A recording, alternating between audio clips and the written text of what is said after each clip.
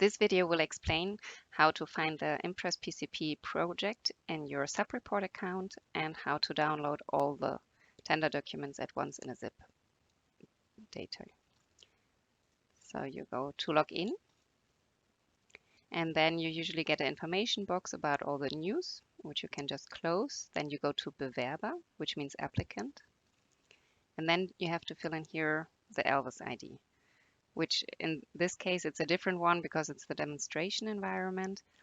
The real one is E88813442, but we will also display it on our website, and you also find it in the TED link.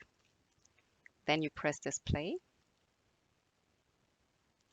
and then you have here all the documents, and right in the end you can download all the documents at once.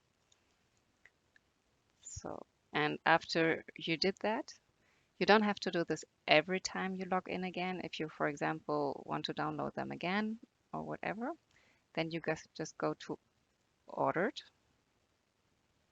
and then you have here the project, which you can double click, and then you have again all the documents here.